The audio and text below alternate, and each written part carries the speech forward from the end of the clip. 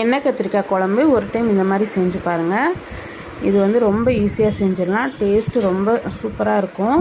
இது செய்கிறதுக்கு ஒரு 1/4 கிலோ நல்ல பிஞ்சு கத்திரிக்காவை எடுத்து 4ஆக கீறி அதை தண்ணியில் போட்டு எடுத்து வச்சுருக்கேன். ஒரு பிளேட்டில் 1 டேபிள் ஸ்பூன் அளவுக்கு தயிர், 1 டேபிள் ஸ்பூன் குழம்பு மிளகாத்தூள், 1/2 டீஸ்பூன் காஷ்மீரி மிளகாத்தூள், 1/2 டீஸ்பூன் அளவுக்கு உப்பு சேர்த்துட்டு நல்லா கலந்துக்கோங்க. இந்த மசாலாவை நம்ம கத்திரிக்காய் கட் பண்ணி வச்சுருக்கதை வந்து நல்லா தண்ணியை ஒட்ட பிழிஞ்சிட்டு உள்ளே ஸ்டஃப் பண்ணிக்கோங்க. ஸ்டஃப் பண்ணிவிட்டு நம்ம வந்து இதை வந்து ஒரு 10 நிமிஷம் நல்லா ஊற விட்டுறலாம். எல்லா கத்திரிக்காயிலையும் இதே மாதிரி ஸ்டஃப் பண்ணி விடுங்க. மசாலா வந்து எல்லா கத்திரிக்காயிலையும் நல்லா பிடிச்சி குழம்பு வந்து நல்லா டேஸ்ட்டாக இருக்கும். இப்போ எண்ணெய் காய வச்சுருக்கேன் கொஞ்சமாக.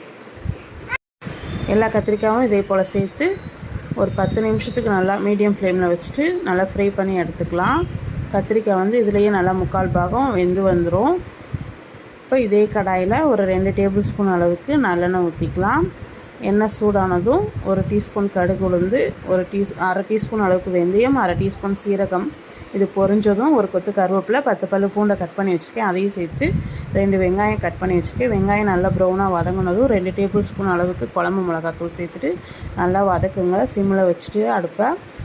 மிளகாத்தூளோட பச்சை வாசனை போயிடும். இந்த டைமில் ஒரு 3 தக்காளி அரைச்சி வச்சுருக்கேன். அதையும் சேர்த்துட்டு நல்லா வதக்கி விடுங்க.